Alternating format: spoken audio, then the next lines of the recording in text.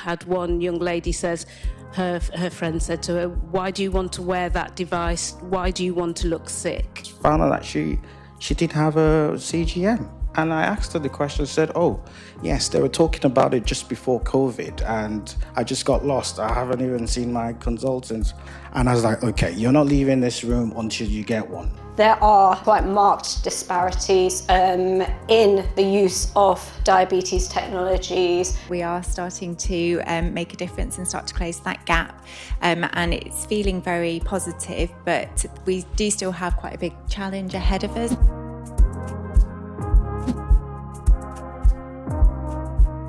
Well, thank you, everyone.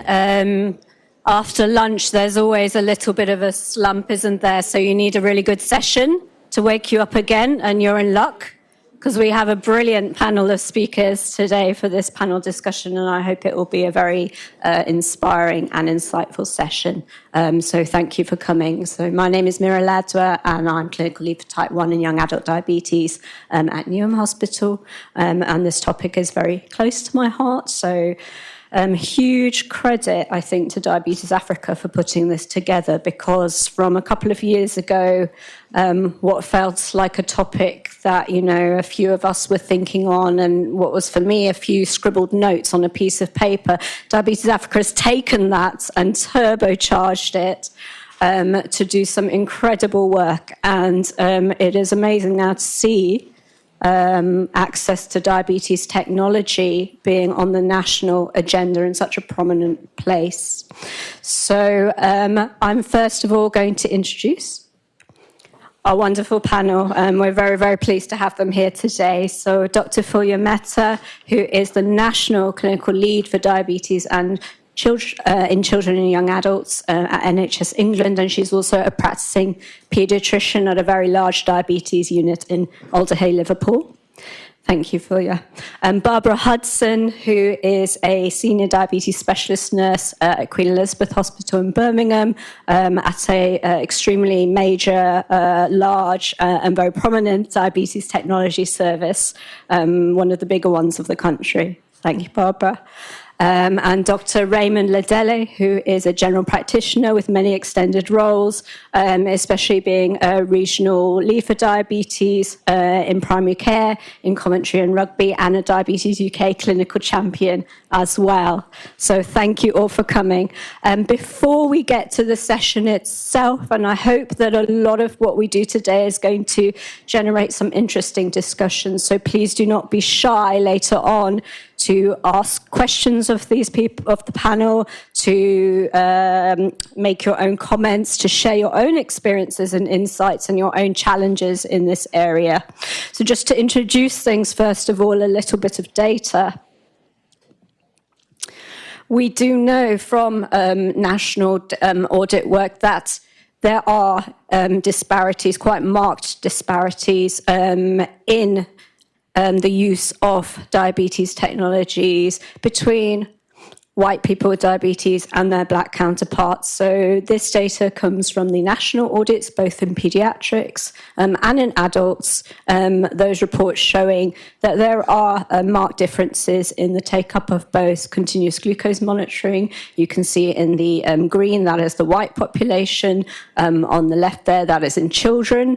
On the right, that's there in adults. And in both CGM and in use of insulin pumps, you'll see there are marked differences. So we know this is an issue. But the important things to note from this data are that this is not just purely, first of all, about deprivation. There is clearly an intersection between ethnicity and socioeconomic status, but we also know from the data that socioeconomic status doesn't purely explain these disparities alone. So they're both separate things. A second thing to note, which you'll see on the next slide, is this does not have to be this way. This can change. And in fact, in the world of pediatrics, if you look at the dashboard and look at the latest data from England and Wales, within a few short years, you can actually see that there has been an enormous transformation. We're not there quite yet, but the gap between white children and non-white children using diabetes technology has closed and narrowed in what has been a very short space of time. So dramatic change is possible. It's not an impossible feat. It's happening right now.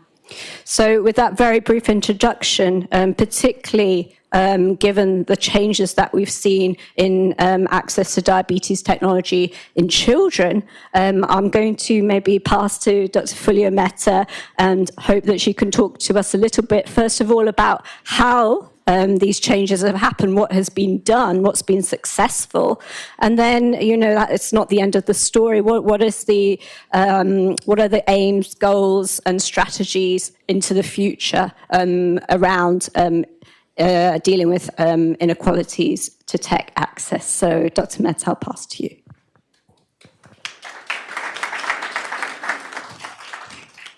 Thank you. Can you hear me okay? Thank you so much, Meera. So it's really heartening to see that we are starting to make a difference and start to close that gap. And it's feeling very positive, but we do still have quite a big challenge ahead of us, I would say. I think some of the key things that are making a difference and have made a difference so far, I think, firstly, data is incredibly important.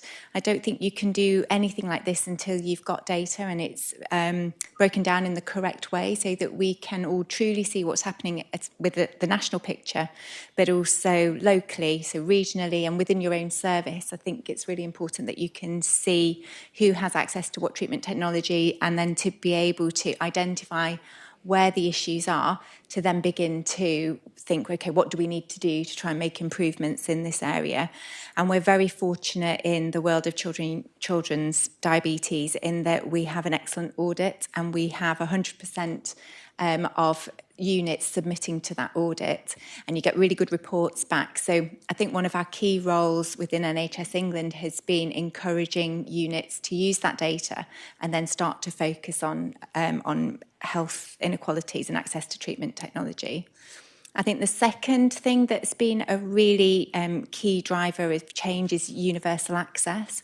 So we always know that when there are more barriers in place, so that might be hoops to jump through or criteria to be able to access treatment technology, we see we almost always see this gap in terms of who can access it, because we know that being able to strongly advocate for your child and if you're based on your circumstances, you're able to put that case forward, you're more likely to be able to access the treatment technology.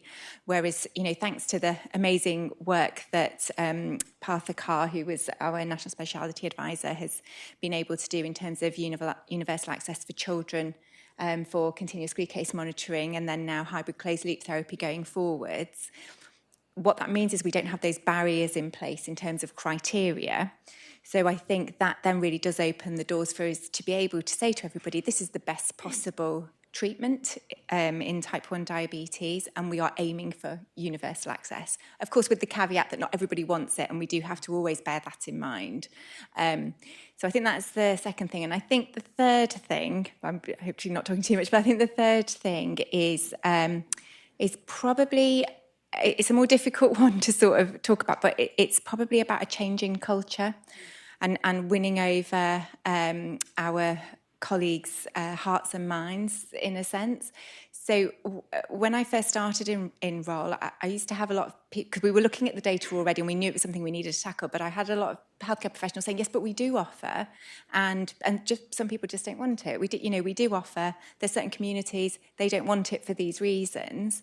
Whereas now the conversation, I don't hear anybody saying that to me anymore. Now they say, well, we're just trying to work out the best way to go about it. We know that our approach, perhaps when we do this and this hasn't worked, so now we're coming up with a different way of doing it, and they're looking at the data and they're going, okay, we've not got it quite right, things are a bit better, what do we need to do next? How do we work with our children, young people that we look after, the families, the communities, and think, right, what do we need to do differently so that we can shift the dial on this? And that to me is a huge positive change. And next few years, what do you think is going to happen? Next few years, I mean, my what I'm aiming for really is that everybody who wants access to treatment technology has access to it, is on a treatment technology that's going to suit them. And I do think it's the way forward in terms of improving outcomes and, having the best possible diabetes care. I think we're probably going to land around the sort of 80-85% mark for hybrid closed loop technology. And my sincere aim is that you can put graphs up that show there's no gap. That's what we're aiming for at the end of the day, and I think that's what we should all be working towards. And we've got systems in place. We've got GIRFT. I'm sure you're all very aware of GIRFT, but we've got a children and young adults diabetes GIRFT programme. So we're going across the country virtually, reviewing all ICBs and supporting them with data packs and encouraging them to look at all of these metrics and come up with action plans. So we're really we're in a really good place to sort of facilitate that now going forwards as well. Wonderful. I work in adult medicine, and I think that we are behind, really. We don't have universal access for one, but the other thing is I think the data, and certainly locally, that's something I've found really hard. I sit with an Excel spreadsheet going through it manually to get my data. It's not the most efficient way of doing things. Oh, sorry, thank you. I guess with that thoughts, I might then go to Barbara, because Barbara, you work with adults predominantly, and you're sort of on that clinical front line. In terms of the issue, what sort of challenges have you seen, with your patients, and what work have you done to address that? Okay, I guess the first thing is, at the moment, we're not as lucky as the provision for children and young adults. And this last year, I started trying to look at the number of people who are accessing technology and who are on insulin pumps, and we have a great deal of data missing. So that's the first thing that's really difficult for us. For the information that we did have, we did note that people from, Black and African backgrounds, we weren't serving them as well as we should do. And when I spoke to some of my colleagues, they kind of said, yeah, well, we are asking the questions, but and then a deep dive into it really is obviously the people that they know, the people that can communicate, those people who can shout the loudest and articulate really well are those people who are at the forefront and access the treatments. And I know that we have limited funds and things in the NHS. Of course, we can't give it to everybody, and we can't give it to everybody now. We have a 5-year plan. And obviously we're looking at the guidance from our ICB, so we're looking at patients with HbA1cs of excess of 58, those the ladies who are pregnant or wanting to become pregnant, and troublesome hypoglycemia. But we did notice when we entered the pilot, where we had the opportunity to be part of the hybrid closed-loop trial, the pilot, that when we went to look through the HbA1cs, we did have a large proportion of people from ethnic minority backgrounds who were the ones that we were missing. Those are the ones who could access treatment sooner via the HCL. And my thing was, why weren't we actually picking these people up beforehand? And this year we've been talking to peer support groups, and they were saying that nobody ever asked the question. And also we have issues around digital poverty, etc., and also cultural beliefs. I had one young lady says, her friend said to her, why do you want to wear that device? Why do you want to look sick? And also with the things around how they look. Because actually, if you go down to something as simple as a patch that you put over your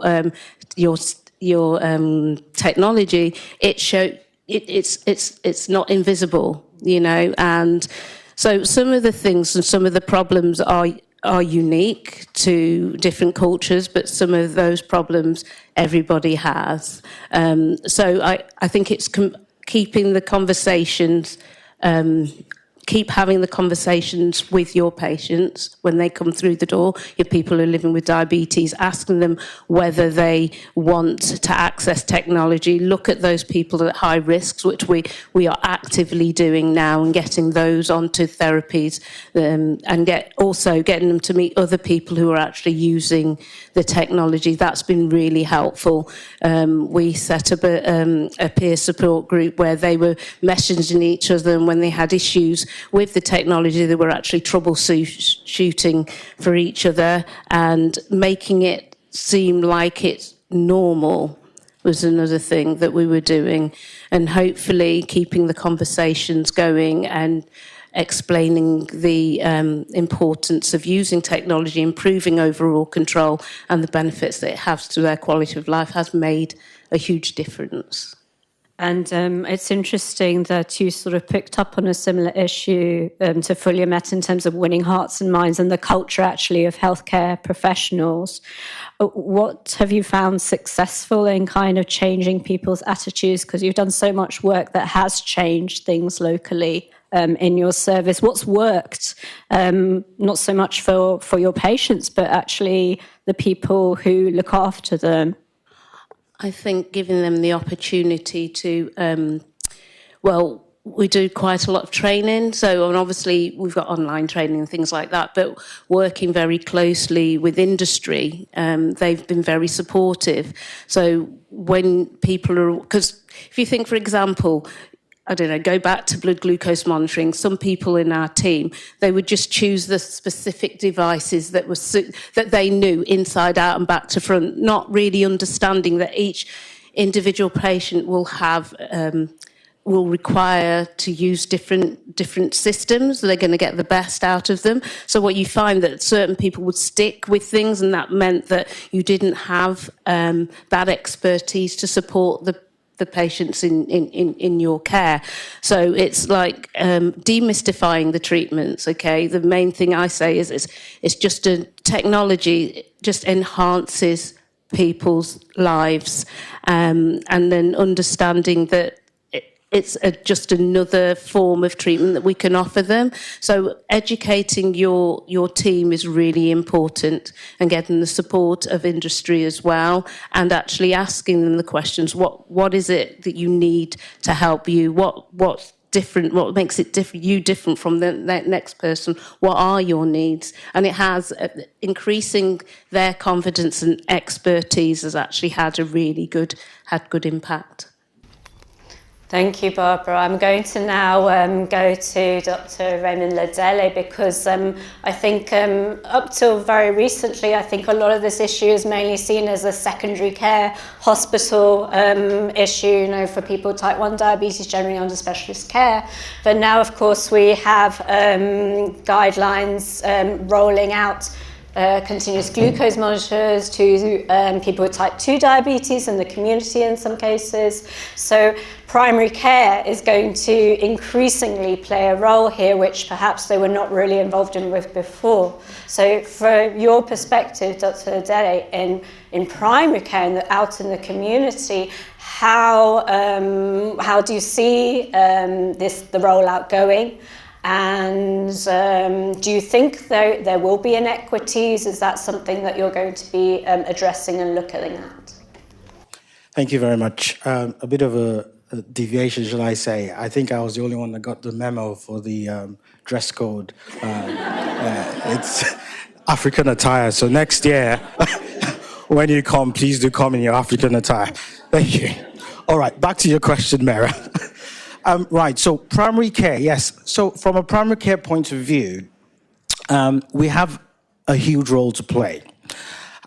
Yes, as you said, the CGMs now are fast becoming something that people living in type 2 diabetes are being offered. But even we still have a very big role to play even with patients who have type 1 diabetes. We see most of these patients more often than our secondary care colleagues. They might come for something else, and you might just notice that, okay, this patient is type 1. I can't even see that they have any CGM on their prescription list. I had a patient 2 weeks ago because I run a diabetes specialist clinic in the community, and I think it was last month, and this lady, 26, and I just noticed she didn't. She came for something else, and I just found out that she didn't have a CGM. And I asked her the question, said, oh, yes, they were talking about it just before COVID, and I just got lost. I haven't even seen my consultant since COVID. And I was like, okay, you're not leaving this room until you get one. Okay, so I gave her a freestyle Libra there and then, and she said the word amazing almost 10 times. And it just made such a difference to her. And that then informed me. I have my clinical pharmacist around here. I told him, I said, look, let's run an audit. Who's type 1 that doesn't have a CGM? So we ran an audit and we were surprised. We had, I think, 11 or 12 patients that didn't have a CGM. Of course, we don't know why they don't have it. Some of them haven't been offered it. And we've been calling them now to offer them the CGM. So we have a very big role to play even in type 1, because there's no reason why someone who has type 1 diabetes in this country shouldn't have a CGM. It's next to a medical legal issue, if you ask me, because not to even talk about hybrid closed loop, just a simple freestyle Libra or Dexcom or whatever, we need to be able to offer these patients. So we could use our agency, our sphere of influence, anywhere we are, even in the community or even with friends or anywhere we are, just to ask about this. And it's very good that we're having something like this. Education is so key. If you don't know how important it is and how much it will change the person's life, how are you going to actually offer them this and sell it to them? Of course, our community and Black ethnic minorities, there's a lot of stigma around some of these things. If I offer it to somebody that is Black, and the way I offer it to somebody that is Black might be completely different if it's my white counterpart that is offering it to them. They might just say, oh, do you want this? That kind of thing in a subtle manner. Sometimes Africans want it like, you need to have this. So I think, and that's, and I'm sure you know what I'm talking about. So that's why representation is really key. We need to actually have this education. We can speak their language better, and we can offer them in a way that another person might not be able to offer them. And they might be more willing to actually take it up. So there's so much work we can do. And now type 2 diabetes, what are our local guidelines saying? Everyone's kind of trying their best to meet up with the NICE guidelines, but because of prioritization needs and financial constraints, still there is so many patients that actually that are eligible for it. Are we actually offering them these CGMs? Not to talk about pumps and then hybrid closed loops. So I think for us in primary care, let's even start with the CGMs first. We hope and we know that with time it will be for every person living with diabetes, but till we get there, those who are eligible, put them on it. Thank you, Doctor. I think you're very right to remind us that, yes, actually, primary care does have a huge role in type 1 diabetes as well. I'm reminded that when we did some exploratory work in our region, 30% of the people with type 1 diabetes, adults, were not under hospital care. They were out there in the community. That is a lot of people. And your role in making these people aware of what they're eligible for, what is available to them and what they can access is so important. I know from my own experience that quite sadly, there are some people with type 1 whose experience of hospital care, and this might have been many, many years ago, was not a positive experience. It might have been a very negative experience and they really don't want to come back to that. But they do go and see their GP for all sorts of reasons. And, they might have not known that things have changed so much in what we can offer for them with their type 1 diabetes. Is no longer the case of what's the point of me going to the hospital if they're just going to, I don't know, say, do my blood test and say, oh, your HbA1c is too high. I mean, who wants to go for that? But if you in primary care can spread that message of actually, look, first we can give you a CGM, and then did you know that actually things have changed a lot, and what you can be offered now has really, really dramatically changed compared to even a few years ago, then that is a hugely important role, isn't it? Yeah. I was just going to also say, as Fulya said, data is very important. Let's use the data to inform what we do even in primary care. Just running that, because we have to attack this thing from a systemic approach. It shouldn't just be, coincidental. I got someone in, like what I said last month. If I had done an audit much earlier, although that informed me, we would have been able to offer these people living with diabetes this technology. So data is so key. So we should be running audits regularly. Maybe someone has missed it. You want to be able to actually get those people that, in code, we always say hard to reach.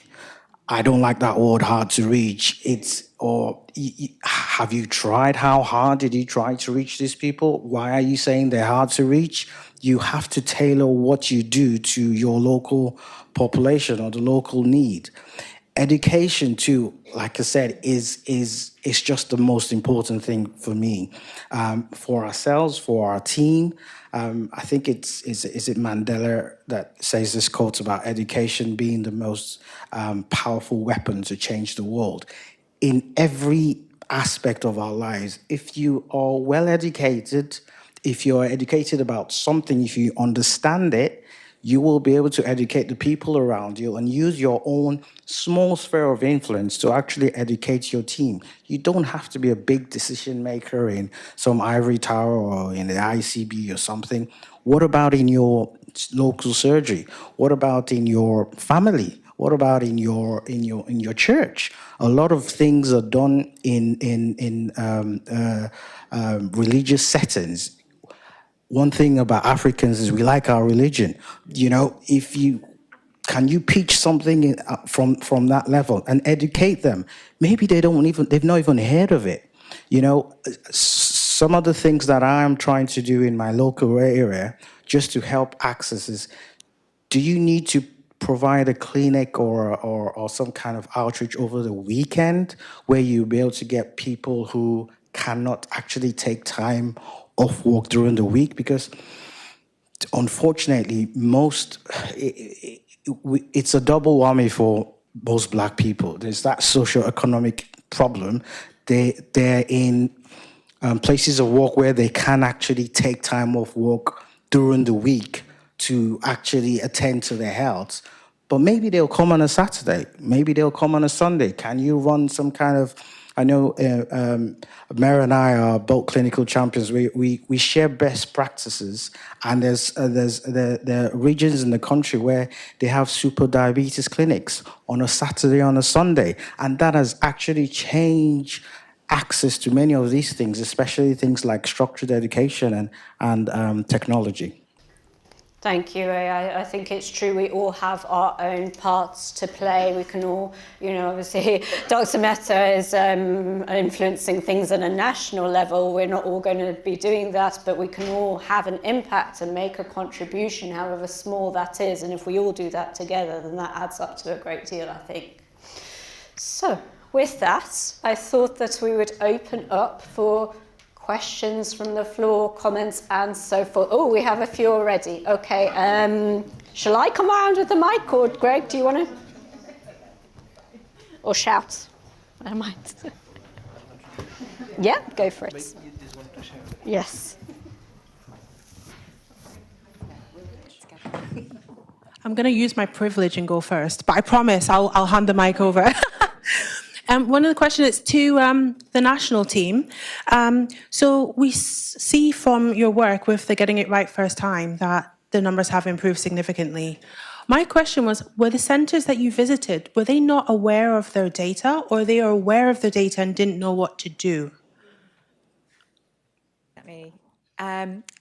I would say it's a combination that we see. I'd probably say that we see a mix of the two. What we see sometimes is that centres knew that there was an issue, but they didn't quite recognise the scale of it. It is probably the thing, and everybody is so busy, and so many priorities, and often, we're all healthcare professionals, services are stretched, and you're fighting fires. So I think the real benefits of those GERF reviews is actually there's time set aside for everybody, including senior leadership within the ICB, within trusts and the clinical teams, to just sit and go through that data in detail. Okay. And I think probably the most common response is, we realised that there was an issue, but we just didn't realise the scale of it. And we've done some things, but actually we now know we need to do a lot more. It's probably less the case now compared to, I think when I first started in the role, the pushback I used to get quite often was we don't know what to do. We've tried, and I don't think there's anything else that we can do about it. We don't know what will make a difference. But I don't really hear that so much anymore, because we've very firmly put it on our agenda. It's one of our key. We've got 4 key areas of focus, and as you know, access to treatment technology. With a focus on health inequality is one of our key areas of focus. So I don't think you would go to a single paediatric diabetes unit now and them not know that that's a key area of focus. And we've done a lot of work in terms of, we were able to put some funding in to specifically look at tackling health inequalities for units, to put projects in place to make a difference. And we've been able to take learning from that and then to spread that learning as well. And to be honest, even before we started this work, there were units and there were systems that were doing a brilliant job anyway. So and that was always one of the very positive things that you could say is, look, I know that you've got challenges within your local service and your system, but there are areas that are absolutely smashing this. So we know it can be done. We just need to find out what's going to work for your population. So I think probably the conversation has changed now, and even when there are units that perhaps don't know exactly what to do, they've got some sort of framework as to how to work through it and to start to make a difference. Okay. Thank you. Oh, you want to? I'm going to claim some privilege and take the second observation. We've been working hard, okay? So I want to make an observation. As somebody who is passionate about dealing with inequalities, inequities, I'm trying to be my diplomatic best self here. It's on the national audit information to have white and non-white in the 21st century, I find a little bit offensive. So, I believe in positivity. I believe in we need to do as much as we all can. But if we don't disaggregate non-white is such a heterogeneous group. Black, we know, is such a heterogeneous group. So I feel I cannot let this day go without saying to the national team and to the people who do the audits, please don't give us white and non-white. We don't want retrograde steps. We've had ethnic categories. That's not perfect, but at least it's better than white and non-white. And I feel I have to make that point. I apologise. No, don't apologise. Can I just can I reply? Because I 1000% agree with you, and I promise we're on it. So there is some. What happens in paediatric diabetes units is some units might only look after 100 children, and when it's less than 5, it gets suppressed. So this is a historical issue that absolutely needs to be dealt with, so I completely agree with you. And it is going to change. We've already put it in for the dashboard. So whilst we probably can't do it at unit level, we've asked that they can do it at ICB, regional and national. Because you're right, it was one of the key things that I said makes a difference, data. But if you haven't got the data, if it's like this, then you can't even diagnose your problem, can you, unless it's broken down. So I completely agree with you. Please don't think that we're not on it, because we absolutely are. I don't know whether Claire or Karen want to say anything else on that.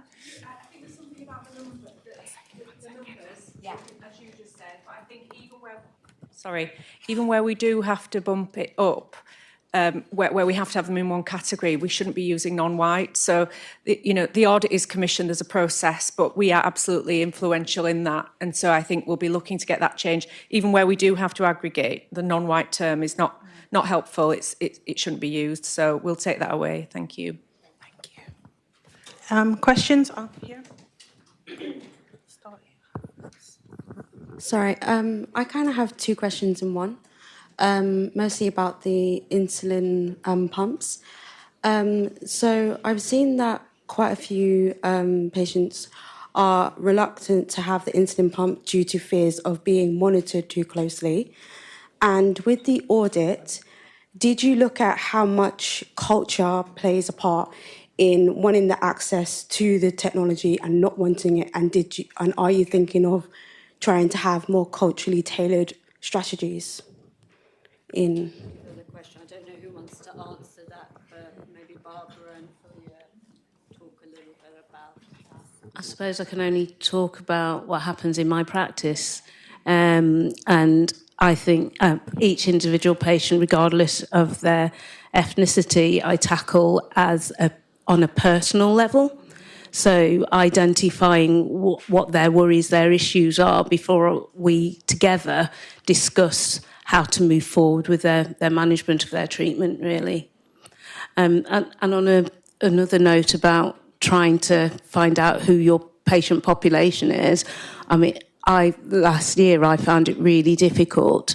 Like Meera had to look at a spreadsheet to try and work out where these people all individual were coming from, and when I spoke to the trust, they kind of just said, "Well, we don't collect that data," but that has to change. Mm-hmm. And I would say an answer to the question only from a very sort of personal clinical experience level, I think I found it quite difficult because sometimes the barriers or the beliefs or the cultural issues that are there are not overt, they're under the surface. And, if you're speaking to someone and they're from a different community to you, they don't necessarily tell you, especially not the first time, what's really going on, okay, until they're ready to trust you.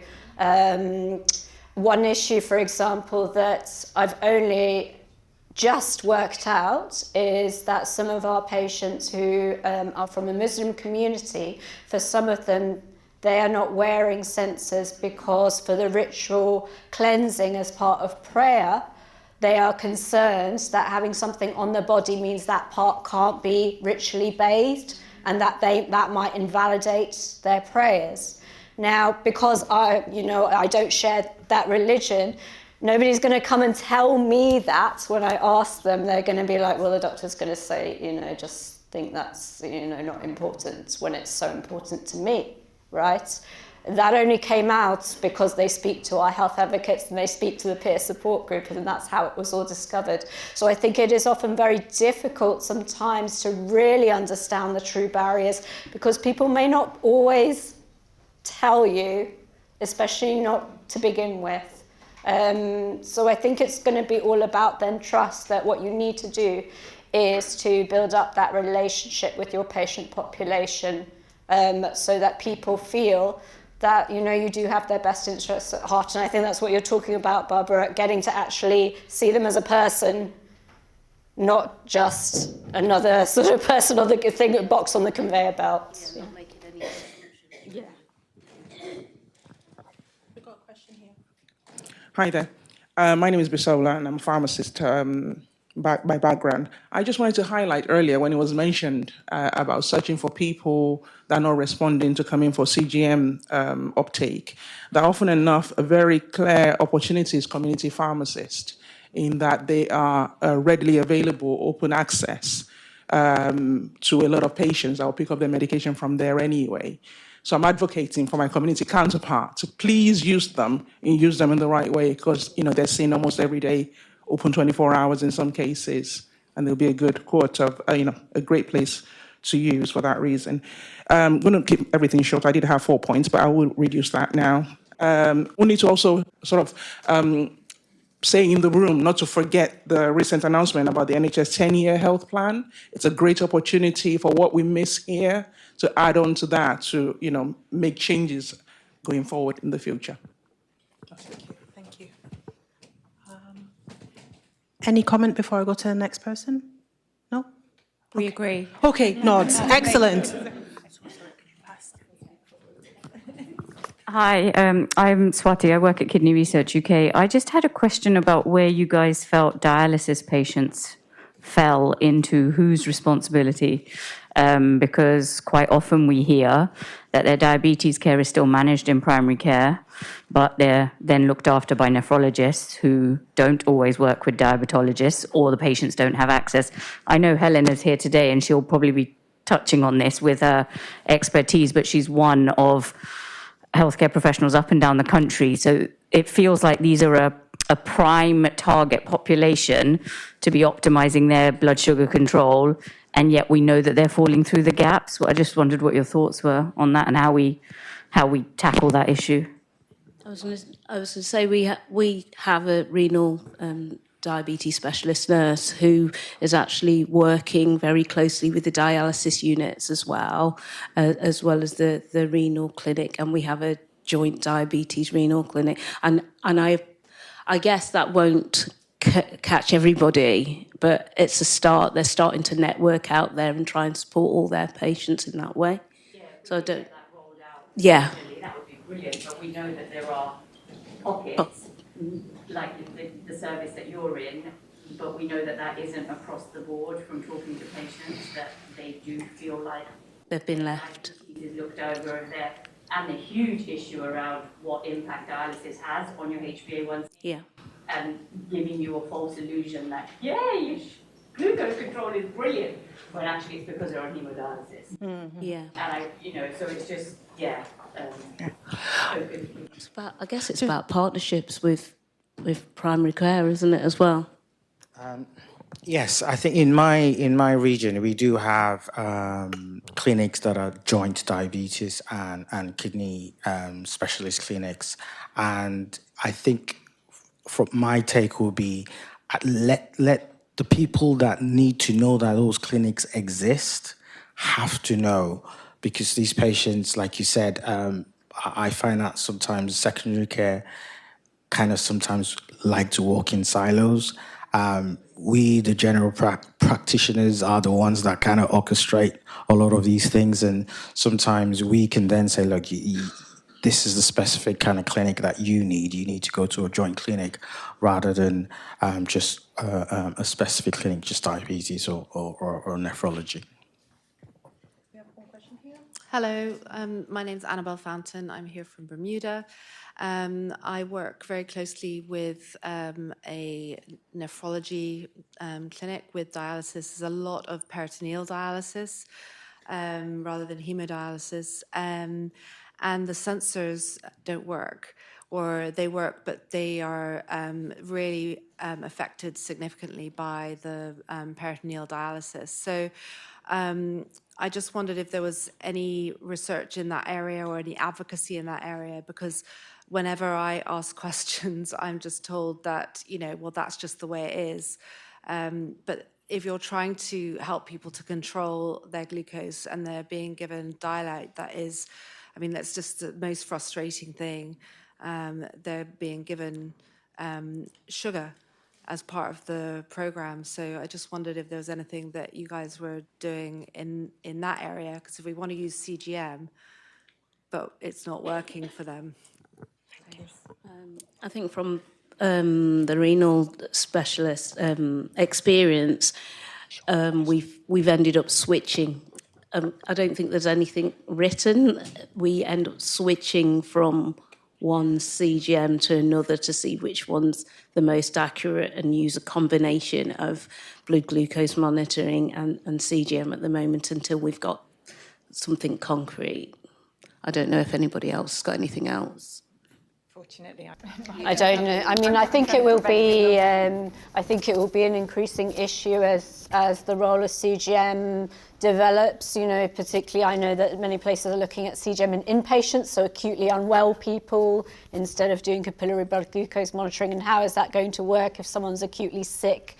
You know, they might have poor peripheral circulation, edema, you know, all these issues. So it's going to be a challenge, not just in peritoneal dialysis, but maybe in multiple sort of patient populations. I don't know if any specific work being done in terms of the accuracy of them, but I think that technology is developing all the time. You know, there's increasing use of continuous ketone monitoring now as well, which is coming in potentially. So things may change. Just a quick one. Hello, my name is Olga. I'm a GP based in London. Quick question around general practice and some of the barriers to, say, some occupations, so drivers, DVLA.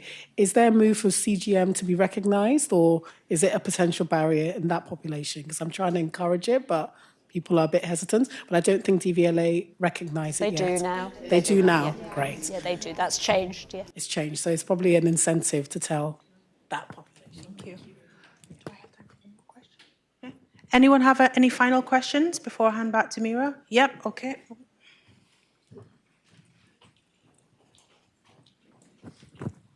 Thank you.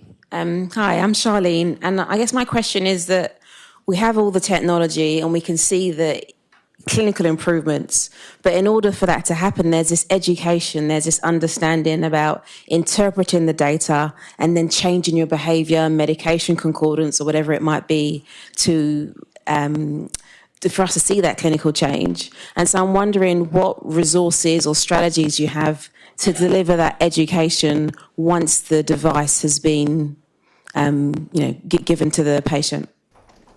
Really good question, Ray. Do you want to answer it? Right. Okay.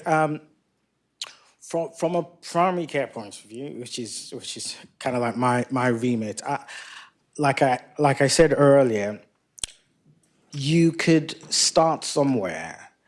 I think it's how could you educate people within your own sphere, in terms of your own sphere of influence? What I do, of course, my practice there, we have quite a number of clinical pharmacists, and one of them is here, Nazir. I've educated him on how to use the CGM. So it's the more people are aware about this technology, the better, because I think, you know, if people don't, if the healthcare practitioners themselves don't know, then the patients don't have any hope. I'm not very familiar with hybrid closed loops as a primary care specialist, but I tell you, on next week Wednesday, I am sitting in my one of the consultants in Coventry who runs the hybrid closed loop clinics, just to educate myself, to actually know about it. So you can start from yourself, within your own agency. Who can I educate to actually know how effective this technology is? And there's so many resources out there. A lot of these, especially we use Freestyle, Libra, and Dexicom. These reps will come around at the drop of a hat to come and help, to come and support. They'll give you resources. So it's just being a bit more intentional in trying to educate yourself, educate your team, and whatever agency you have to influence these changes. I also agree, but we are educators, and our playing field is always changing. So it's just another way of giving insulin. It's just another way of monitoring that patient's treatment, making their lives a bit easier. And our roles have to evolve. Whether there's additional finance to help us with that, probably not. But it's our role, and we have to find a way to develop it and incorporate the new technologies. Because this time next year, we're going to be somewhere else, and we've got to keep up with the curve. You've asked a really popular question. So I just agree with everything that's been said. And just the other things I wanted to flag is, so in paediatrics, we very much view it as our role, constantly supporting and encouraging people to be able to get the best use out of these devices. So every clinic appointment, every contact with the team will be around, what we can do to help and support. But in addition to that, I just echo the comments about linking in with industry. So where there are opportunities for perhaps doing group sessions, optimisation sessions, education sessions, including at weekends and evenings, industry will often be able to support with that. And that's just sort of I'm sure many of you are kind of taking advantage of that already. And then for children and young people, we also have DigiBeat, which is commissioned through NHS England. There's an app and there's a website as well, which has a huge amount of information, primarily in a sort of short video clips, but there's basically structured education on there around the use of these technologies to encourage people to find out about them, but then also once they're on them to be able to make the best use out of it. And then the final point I just wanted to make, which it's just reminded me of it with you asking the question, is it is really important once we've got people onto these technologies for them to be able to get the best out of them. But I just wanted to make the point about what goes on before somebody starts on the technologies, because I think we have previously, and with the best of intentions, said you must learn how to do X, Y, and Z before you can go on to a CGM or a pump or even a hybrid closed loop system. For example, you must be able to carbohydrate count, do it accurately, demonstrate that you're doing these things, demonstrate a certain number of finger prick glucose checks a day and so on. But I feel that things have changed, and rightly so, they need to change now. If we think somebody's going to benefit from this technology, and that may be somebody with a very high HbA1c who's not able to do any of those things I've just talked about, but if they're going to wear the tech, they're going to be safe on it, which is a really important thing, and they're going to benefit from it, then we should be getting them onto it. And if they can't carb count, if they can't bolus, if they can't do some of those other things, actually I don't mind, because that might be the difference between a HbA1c of greater than 130 and a HbA1c of maybe 65, 70, if we can optimise their settings. And so my final thing is they have to come and see me in clinic. So I just wanted to make that point, because I think it's a really important point. Yes, we want people to do the best they possibly can on the tech, but we also shouldn't hold it back from people who aren't necessarily ticking the traditional boxes that we've had in place for accessing treatment technology. Thank you. Yeah, obviously an excellent question there. Thank you very much. Yes. Sorry, I have a question. So my name is Tolu. I'm one of the consultants in up north. Hi, I'm here. So I know we've talked a lot about digital literacy, but is there a national drive to address digital poverty? Because, for some of the tech, you will need to have an up-to-date iPhone, or and that requires money. So is there going to be a national drive to try and address digital poverty? I can't answer about the national drive, but a lot of the companies are now making available tech so that individuals can use their, like for example, their hybrid closed loop. And I think a lot more companies are going to start moving into that area to support patients getting onto those tech. I think a lot of paediatric teams would link in with local charities to be able to support with accessing devices. But just to say that sometimes that is used as a sort of, we can't put somebody on a pump or, a CGM the parents can't follow, but actually there are systems available where you don't necessarily need a phone. So we should be thinking a little bit differently. Yes, we might prefer to use that, but actually should we not give somebody something because they don't have a phone? Let's find something that they can use right now, and then let's also work on being able to help them, have access to a phone and Wi-Fi and all of these other things. I suppose we have to think as healthcare professionals what's within our sphere of influence, what decisions that can we make that's going to make a difference, and let's do the right thing as much as we can. We can't fix a lot of the wider issues, but let's at least make sure that we're doing all the things that we possibly can. So you can have a CGM with a reader. It's not as good as with a phone, and yes, parents can't follow, but at least let's get them on a CGM with a reader, and then let's look at what else we can do beyond that. Thank you. It's a really important point, and I think you're right, both in national clinical leadership and in industry, I think it is recognised. I mean, I'm so overprivileged that it was a shock to me with a lot of our, patients. They would have a smartphone, and we'd think everything was okay, and then, that phone was shared by all 6 members of the family, and that was something that I hadn't even thought about or come across. So I think you're right. Sometimes we just don't appreciate how difficult it can be for people. So it's really important that that work's being done. Okay. A quick show of hands. We've now overrun so much that let me go to the front, sorry. We've now overrun so much that I don't know if we're going to have time for tea and coffee and a room change. So I'm going to hand back to Meera to close up, but then please go straight to your next session or get a coffee super fast, please. Thank you so much. Apologies, this is why Bernadette was making faces at me at the back. I apologise for running over. Before we close, just a last final plug, as it were. We have recently launched, Diabetes Africa has launched, with support of the DTN, this toolkit. Please download, please share, please read. It is a wonderful tool that we hope that both frontline healthcare professionals and those strategic decision makers will be able to use to support the work to advancing equity in this area. So thank you, everyone.